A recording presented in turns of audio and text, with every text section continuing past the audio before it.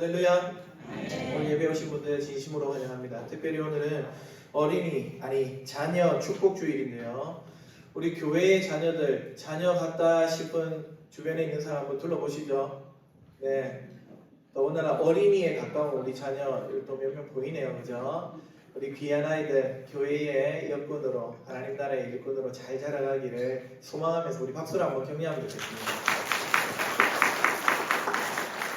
이 아이들뿐만 아니라 조금 장성하였지만 청소년 또 청년이 된 우리의 자녀들도 하나님께서 주님 나라의 귀한 일꾼으로 심으시고 사용하시기를 주님의 이름으로 축복합니다. 자녀 축복주일, 여러분 어린이날을 제정한 소파 강정화는요, 어린이는 새로운 어른이다 이렇게 말했습니다. 교회의 아이들이야말로 이 어른의 실수와 실패로 얼룩진 교회를 새롭게 세워나갈 희망이요 기대드립니다. 우리 교회 자녀들이 하나님 은혜로 잘 자라길 축복합니다. 교회를 떠나는 것이 마치 젊은 세대의 트렌드인 양 그렇게 고착화된 시대지만은 되려 교회를 사랑하고 주님을 잘 섬기는, 나아가서 세상의 빛이 되는 우리 교회의 모든 자녀들이 되기를 축복합니다. 여러분, 오늘 우리가 읽은 말씀은 유명합니다. 어린이 주일이면 어김없이 등장하는 본문입니다. 저도 선배들의 길을 따라가는 그런 평범한 목사이기 때문에 이 본문을 택했습니다. 하지만 단지 어린이를 사랑하자 혹은 어린아이 같은 마음을 갖자 이런 말씀을 드리려고 오늘 말씀을 택한 것은 아닙니다. 사실 오늘 우리가 읽은 이 말씀은 어린아이를 불러 세워가지고 어른들을 부끄럽게 하신, 그 어른 제자들을 호통하신 말씀입니다. 어른들을 교훈하고 깨우치셨습니다. 오늘 우리도 이 말씀을 통해서 부끄러운 부분을 회개하고 주님이 기뻐하시는 어린아이와 같이 될 수 있기를 주 안에서 축복합니다. 어린아이들의 교회라는 제목으로 우리는 어린아이 같은 약자들을 품는 공동체가 되어야 한다. 다시 말씀드립니다. 우리는 어린아이 같은 약자를 품는 공동체가 되어야 한다는 요지로 말씀을 전하겠습니다. 여러분, 예수님 사역에 이 일종의 전환기가 펼쳐졌습니다. 마태복음 16장에 보시면 유명한 말씀이죠. 베드로가 예수님에 대한 멋진 고백을 하면서부터 예수님 사역에 이 전기가 이렇게 변화됩니다. 많은 무리들이 예수님의 기적 또 탁월한 가르침에 쏠려서 주님을 호기심 어리게 동경할 때 이 사도 베드로는 주는 그리스도시요 살아계신 하나님의 아들이라고 아주 정확한 주님 마음에 흡족한 고백을 했습니다. 주님은 이 고백이 더할 나위 없이 만족스러우셨고 이 베드로의 반석같이 든든한 고백 위에다가 내가 내 교회를 세우겠다 말씀하셨습니다. 교회라는 말이 이 신약 성경에 처음 등장하는 장면입니다. 또한 그 고백을 기점으로 16장 21절에 보시면은 예수님이 고난받아서 죽으실 것과 또 부활하실 것을 맨 처음으로 말씀하십니다. 이제껏 주님이 무슨 일을 하실지 사실은 이 제자들도 잘 몰랐거든요. 하지만 이제 밝히십니다. 그리고는 16장을 지나 17장에 가보시면 베드로, 야고보, 요한을 데리고 산에 올라가시죠. 변화산. 그리고는 내려와서 귀신 들린 아이들을 고치시고 겨자씨만한 믿음을 말씀하십니다. 또 거기서 다시 한번 갈릴리에서 앞으로 내가 죽고 3일 만에 살아날 것을 말씀하십니다. 여러분, 이 모든 일들이 베드로의 신앙 고백을 기점으로 일어난 일들입니다. 그러니까 베드로가 신앙 고백을 한 그때서부터 예수님 사역이 아주 활발하게 전기를 띠었던 것입니다. 그리고 오늘 말씀 1절을 보시면은 그때에 하면서 오늘 이야기가 시작합니다. 조금 전에 말씀드린 베드로의 고백부터 교회 선언, 십자가 부활 예고, 변화산 사건, 축기 사역, 여러분 이런 것들이 마구 이루어지고 있는 그때에 오늘 일이 벌어진 겁니다. 지금까지 1년의 흐름을 생각해 보시면은요, 여러분 한 사람이 두각을 나타내고 있는 것을 보실 수가 있을 겁니다. 누굽니까? 베드로죠. 베드로가 신앙 고백하고 베드로가 변화산에 올라갑니다. 베드로의 신앙 고백 위에 교회가 세워지고 그가 신앙 고백하자 우리 주님은 십자가 부활하시겠다고 말씀하셨습니다. 베드로가 두각하고 있습니다. 이렇게 베드로가 두각을 나타낼 때 그럼 여러분 우리 인간적으로 인지상정으로 다른 제자들은 어떤 느낌을 받았을까요? 사람 마음은 다 똑같습니다. 저희 집에 셋째 딸 체리가 시험을 잘 쳐가지고 제자 저에게 자랑할 때 내가 아이고 잘했다 어째 그래 잘하노 하면은 어김없이 우리 막내 담비가 그 엉덩이를 제 무릎에다가 밀어놓고는 아빠 내가 얼마나 잘하는지 들어보라고 역시나 제자됩니다. 여러분 베드로가 주님께 주목받고 점점 부상하자 주변에 있던 다른 제자들의 마음이 약간 불안해졌습니다. 그래서 오늘 말씀 1절에서 4절에 나온 논쟁이 일어납니다. 어떤 논쟁입니까? 천국에서 누가 높으냐? 누가 더 예수님께 가까우냐? 누가 더 신뢰받는 제자냐? 누가 더 높은 자리에 앉겠느냐? 어떤 면에서 참 한심한 제자들입니다. 왜냐하면 17장에서부터 우리 주님은 뭘 말씀하셨죠? 자기가 고난받아 죽을 걸 말씀하셨잖아요. 자기 스승의 죽음을 예고하셨는데 정작 제자들은 그 스승의 희생보다 누가 더 높은 자리에 앉을지 이야기하고 있으니 한심한 게 아니면 모르겠습니다. 더군다나 이들이 천국에서 누가 크니까 할 때 이 크니까 이 말은요 현재형입니다. 그러니까 지금 내가 한 자리 할 수 있는지 없는지 앞으로 하나님 나라가 어떻게 세워지고 이런 건 미래에는 어떻게 될지 잘 모르겠고 지금 내가 주님 몇 등입니까? 지금 어느 정도 지위에 오를 수 있겠습니까? 서로 분쟁하고 묻고 있었던 겁니다. 이런 한심한 논쟁이 벌어지고 질문이 오가는 그때에 주님이 어린아이 하나를 불러 말씀하십니다. 이르시되 진실로 너희에게 이르노니 너희가 돌이켜 어린아이들과 같이 되지 아니하면 결단코 천국에 들어가지 못하리라. 그러므로 누구든지 이 어린아이와 같이 자기를 낮추는 사람이 천국에서 큰 자니라. 우리 주님이 돌이켜라고 말씀하시죠. 지금 누가 더 큰지 싸우고 있는 이 정신머리 없는 상태에서 완전히 돌이켜서 어린아이처럼 되지 못하면 여러분 천국에 들어갈 수조차 없다고. 천국에서 뭐 한 자리 하는 게 문제가 아니라 천국에 입성조차 불가하다고 말씀하십니다. 반면 돌이켜서 어린아이와 같이 자기를 낮추는 사람은 천국에 뭐 들어가고 말고 하는 정도가 아니라 거기서 큰 자, 높은 자가 된다 하십니다. 아무리 봐도 우리 주님은 지금 이 말씀을 경고로 하시는 겁니다. 너희들 그 꼴로 계속 높아지려 하고 싸우고 있으면 천국 문턱도 못 간다. 이건 우리 주님의 경고입니다. 그러면 지금 천국에서 큰 자는 어린아이와 같다 라고 하시는데 여러분 어린아이와 같다는 말이 무슨 말입니까? 어린아이와 같은 순수함, 어린아이와 같은 순결함, 어린아이와 같은 겸손을 배우면 천국에서 큰 자로 여김받는다 이런 뜻일까요? 여러분 솔직하게 한번 생각해 보십시오. 여러분의 어린 시절을 생각해 보십시오. 여러분들이 키웠던 자녀들의 어린 시절을 생각해 보십시오. 여러분 순결하고 순수하고 겸손합니까? 그렇지 않잖아요. 사실 아이들이 하는 짓은 어른들과 똑같습니다. 거짓말하고 자기 뜻대로 하고 싶어서 땡깡 부리고 아이들끼리도 서로 왕따시키고 이기적이고 똑같습니다.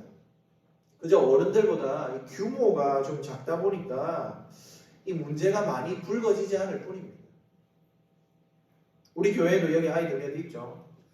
여러분이 보실 때는 어떻습니까? 지금 한번 보십시오. 고개 돌려서 한번 보세요. 저 가운 딱 오늘 잘 있네. 여러분 보시기에는 참 순수하고 착하고 예쁘게 보일지 모르겠습니다. 그거는 여러분이 일주일에 한 번만 봐서 그런 겁니다. 저처럼 매일 보는 사람은 저 아이들의 실체가 어떻는지 잘 알고 있습니다. 여러분 어린아이처럼 되라는 말은 아이의 순수함, 아이의 해맑음, 아이의 겸손 이런 걸 배우라는 게 아닙니다. 되려 아이처럼 되라 이 말은 여러분 우리 주님이 낮아져야 된다 그러시잖아요. 즉 높아지려는 습성을 버리고 비천하고 낮은 자리에 서도록 노력하라는 말씀입니다. 어린아이가 홀로 삶을 꾸려나갈 수 없는 것처럼 자신을 무력하고 또 천한 사회적 지위와 위치에 있는 사람으로 자기를 인식하라는 그런 말씀입니다. 여러분, 예수님 당시의 아이들은 사실은 뭐 한 인격체로 존중받지 못했습니다. 그들은 무시당했습니다. 랍비 선생은요, 여자만 아니라 아이를 가르치는 것을 수치로 여겼습니다. 아이는 인격이 아니었습니다. 사회의 가장 변두리의 선자 중에 하나가 바로 어린아이였습니다. 오늘날에는 사실 뭐 이걸 상상할 수 없는 이야기죠. 오늘 어린이날의 기원도 어린이가 이 나라의 보배요, 또 미래라는 뜻에서 생긴 날 아닙니까? 더군다나 지금은 국가적으로 또 교회적으로 어린이가 사라져가는 현실입니다. 아이 하나 낳으면 여러분 그 아이는 얼마나 축복받고 존귀한 자로 여겨집니까? 귀한 일입니다. 오늘날에는 그렇습니다. 하지만 당신은 아닙니다. 정반대입니다. 무시당하고 소외당하는 존재가 아이들입니다. 그런데 오늘 주님은 그런 어린아이와 같은 사람이 되어야지 천국에서 크다 말씀하십니다. 다시 말해 경제적으로 가난한 사람들, 또 유대 사람들이 볼 때 그 법을 지키지 못해서 부정하고 소외되었던 사람들, 철저한 사회의 비주류였던 여성들, 천하고 무력하고 소외된 그 사람들처럼 되지 않으면 하나님 나라에 들어올 생각도 하지 말라고 하십니다. 하나님 나라는 누가 높은지 누가 잘났는지 비교하고 따져대는 이들에게는 문을 닫아버립니다. 유대사회의 어린이들처럼 자기 자신을 낮추고 보잘것없이 여기는 그런 자들에게 열려있는 나라, 그곳이 바로 하나님 나라라고 주님이 말씀하시는 것이죠. 여러분, 우리 주님을 한번 생각해 보십시오. 우리 예수님은 하나님 나라의 임금이시죠. 그 나라가 주님 겁니다. 그 나라의 군자요 소유자입니다. 인간적으로 생각할 때 예수님은 하나님 나라의 제일 높은 분이기 때문에 그분은 모든 것을 누리셔야 마땅합니다. 그런데 실제로는 그분이 그 나라에서 자기 나라에서 제일 낮은 꼴을 당하십니다. 세상 창조주가 피조물이 되십니다. 세상에서도 고관 대작의 집안에 나지 않고 가난하고 별 볼 일 없는 집에서 자라십니다. 생애 중 고생을 많이 당하셨고 결국 그 생의 마지막은 세간의 손가락질이 집중되는 자리, 어딥니까? 하나님의 저주를 받아 달리는 자리, 십자가 나무에 달려 돌아가십니다. 여러분, 이런 임금이 어디 있습니까? 이런 왕이 어디 있습니까? 그런데 하나님의 나라는 그런 곳이라고 예수님이 자기 삶을 통해 직접 보여주셨습니다. 우리 예수님이 임금이시지만 낮아지셨고 소외받는 어린아이들처럼 철하게 되셨을 때 여러분, 우리 하나님이 그런 예수님을 그냥 두십니까? 그렇지 않았습니다. 빌립보서 2장 6절에서 11절, 그는 근본 하나님의 본체시나 하나님과 동등됨을 취할 것으로 여기지 아니하시고 오히려 자기를 비워 종의 형체를 가지사 사람들과 같이 되셨고 사람의 모양으로 나타나서 자기를 낮추시고 죽기까지 복종하셨으니 십자가에 죽으시리라. 우리 주님 어린아이와 같이 낮아지셨습니다. 천박해지셨습니다. 무시당하셨습니다. 그런데 그러자 우리 하나님이 어떻게 하십니까? 이러므로 하나님이 그를 지극히 높여 모든 이름 위에 뛰어난 이름을 주사 하늘에 있는 자들과 땅에 있는 자들과 땅 아래에 있는 자들로 모든 무릎을 예수의 이름에 꿇게 하시고 모든 입으로 예수 그리스도를 주라 시인하여 하나님 아버지께 영광을 돌리게 하셨느니라. 어린아이처럼 낮아진 예수님을 우리 하나님이 가장 높은 자리에 앉히셨습니다. 여러분, 하나님의 나라가 이런 곳입니다. 사랑하는 성도 여러분, 이 땅에서 바로 지금 바로 이 자리에서 더 높아지기를 소망하는 제자들에게 어린아이처럼 자신을 낮추는 존재, 보잘것없는 존재, 별 영향력 없는 존재로 살도록 촉구하는 우리 주님의 말씀에 귀를 기울이는 저와 여러분 되기를 간절히 바랍니다. 상향성의 삶을 포기하고 낮은 곳으로 더 나아가는 우리 교회가 되면 좋겠습니다. 그러면 우리가 진짜 어린아이처럼 소외되고 낮은 모습이 되었는지 어떻게 알 수 있느냐? 여러분, 우리 주님이 그 다음 말씀에서 힌트를 주십니다. 또 누구든지 내 이름으로 이런 어린아이 하나를 영접하면은 그 사람은 나를 영접한 것이다. 누구든지 나를 믿는 이 작은 자 중에 하나를 실족하게 하면 차라리 연자매 돌 메고 깊은 바다에 빠지는 게 낫다. 여러분, 우리가 어린아이처럼 낮아지고 겸손해지고 또 수호에 맞는 모습으로 자리로 나아가는 것 중요하지만, 그렇게 말하고 다짐하는 것도 중요하지만, 여러분 더 중요한 것은 그런 증거가 있느냐입니다. 실제 어린아이와 같이 아무 영향력도 힘도 없는 사람을 어떻게 대하는가 보면은 여러분 우리가 진짜 어린아이처럼 되었는지를 알 수 있다는 겁니다. 말 못하는 아이, 권리를 주장하지 못하는 사람, 그런 아이 같은 연약한 사람을 실족하게 하는지 아닌지, 그를 오히려 세워주는지, 그를 위로하는지 보면, 친구가 되는지를 보면 주님 앞에 우리 정체는 다 드러나게 될 것입니다. 여러분, 웨이터의 법칙이라는 게 있습니다. 미국의 CEO 빌 스완스가 정리한 책에서는 찾을 수 없는 중요한 비즈니스 규칙 33개, 3가지, 이 책에 나오는 법칙입니다. 웨이터의 법칙이 뭐냐면은 중요한 계약의 결정권을 가진 나에게만 이 상대방이 친절하고 같이 식사하는 자리에 나를 내 테이블을 위해 봉사하는 식당의 웨이터에게 무례하다면 그는 절대 좋은 사람이 아니라는 말입니다. 그렇지요. 내게 도움을 주는 사람, 내게 이익을 줄 사람 앞에서 누가 함부로 행동하겠습니까? 누가 그런 사람을 실족하게 하겠습니까? 어떻게 해서든 기분 좋게 해주고 원하는 계약을 따려고 하지 않겠습니까? 하지만 그 사람의 실제 됨됨이는 웨이터를 대하는 모습에서 나온다는 겁니다. 내가 돈을 주고 마땅히 서비스를 받아야 하는 입장이지만 그럼에도 불구하고 그 웨이터를 존중하고 그를 인정하는 자, 그를 어떻게 대하는가를 보면 그 사람의 내면을 엿볼 수가 있다는 것이죠. 우리도 마찬가지입니다. 우리가 정말 천국에 합당한 자인가? 천국에 어울리는 자인가? 천국 백성다운 삶을 살고 있는가? 거기서 주님이 우리를 크게 보실 건가? 아니면 무시하실 것인가? 이것은 어린아이 같습니다. 약한 사람을 실족게 하느냐 그렇지 않느냐를 보면 어느 정도 알 수가 있습니다. 어린아이 같은 약자를 하대하고 실족하게 하는지 아니면 그를 존중하고 높이는지를 가만히 살펴보면 여러분 우리 자신의 상태가 바로 나온다는 말씀입니다. 만약 우리가 진정 주님의 낮아지심을 본받고 이 어린아이들의 친구, 약자들의 곁에 선 그런 사람이라면 우리는 그들과 자연스럽게 친구가 될 것입니다.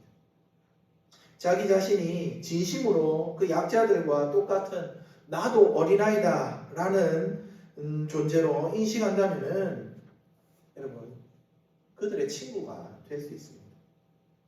사실 여러분 이것은 쉽지 않습니다. 세상뿐만 아니라 교회 안에서도요, 재산, 사회적인 지위, 학력의 고정, 영향력 이런 것들이 사실은 세상 못지않게 교회 안에서도 매미를 떨치고 있습니다. 그러다 보니까 교회 안에서 유력한 사람들, 예를 들면 여러분 저 같은 담임 목사에게 대부분의 교회들 성도님들이 잘 보이려고 하지 이제 막 교회에 등록한 새가족에게 별로 관심을 두지 않습니다.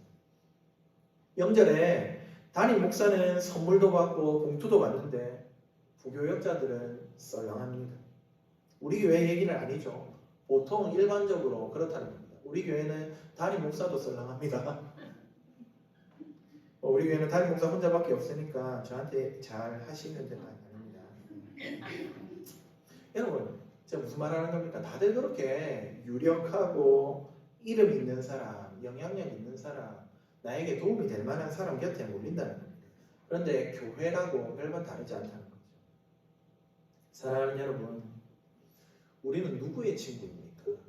우리 곁에는 누가 있습니까? 어린아이 같은 약자, 가난한 사람, 모병 사람, 장애가 있는 사람, 차별하지 않고 그들의 친구가 되고 있습니까? 우리 교회 그런 약자들의 친구가 되는 하나님 나라 공동체 될 수 있기를 주님의 이름으로 축복합니다. 우리 주님이 어린아이 하나 영접하는 문제가, 약자를 영접하는 문제가 얼마나 중요한지 이거 못하고 그런 사람들 실족시킨다 치면 그냥 맷돌 메고 죽는 게 낫다고 하십니다. 참 과격하십니다, 여러분. 만약에 목사가 설교단에서 이런 식으로 말하면 저 목사 사랑 없다 안 하겠습니까? 근데 우리 주님 진짜 과격하십니다. 만일 우리 손이나 발이 약자들을 섬기는 대신에 찍어 누르고 무시하는 데 사용된다면 그거 그냥 찍어내 버리는 게 낫다는 끔찍한 말씀까지 하십니다. 여러분, 사실 우리 다 너나 할 것 없이 세상의 약자들이지 않습니까? 키가 얼마나 크고 잘났고 배웠고 가졌고, 여러분 이런 거 옆에서 보니까 뭐 좀 중요한 것처럼 느껴지는 거지, 만약에 하늘에서 본다고 생각해 보십시오. 하늘에서 이런 게 보이겠습니까? 하나님의 관점에서 보면 전부 시꺼먼 머리밖에 안 보입니다. 시꺼먼 죄성만 보일 뿐이라는 겁니다. 그런 우리를 그리스도의 사랑으로 품으시고 이 하나님의 나라로, 이 교회로 부르셨다면, 여러분 이 어린이들만, 약하고 천한 자들이 모인 이 공동체 안에서 뭐 도토리 키재기 하면서 미워하고 판단한다 말입니까? 서로 용납하고 용서하고 사랑해야 마땅한 것 아니겠습니까? 만약 하나님 나라가 어린아이가 아닌 고관 대작과 유력한 자들을 통해 세워진다면요, 우리 교회에서 여기에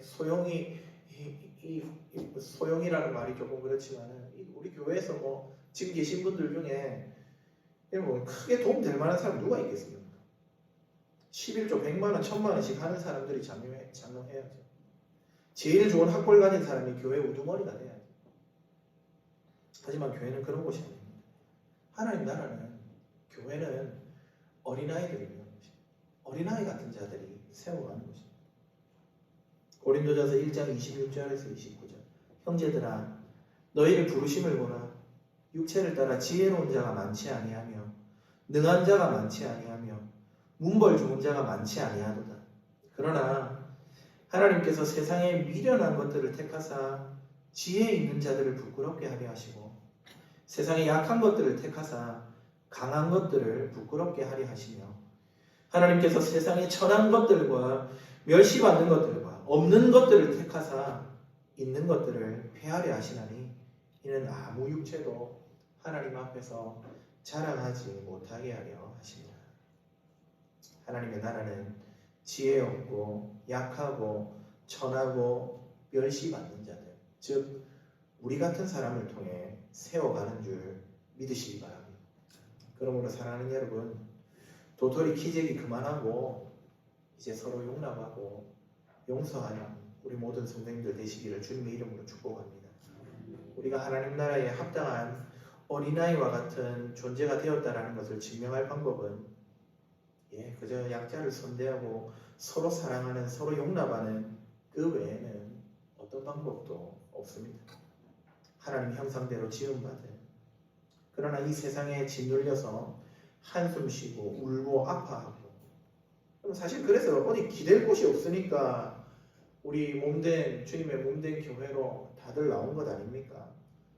그런 어린아이 같은 자, 작은 자, 길 잃어버린 사람들 끊임없이 품고 용납하고 사랑하고 섬기는 우리 제8영도교회가 되기를 주님의 이름으로 축복합니다. 어린아이들의 교회, 실제로 진짜 어린아이가 많은 교회가 되기도 바라고요. 동시에 어린아이와 같은 약자들이 나와 둥지를 틀고 안식과 위로를 누리는 그러한 우리 하나님 나라 교회 제8영도교회 되기를 주님의 이름으로 축복합니다. 아멘. 우리 주신 말씀을 기억하면서 찬송가 384장 찬양합시다.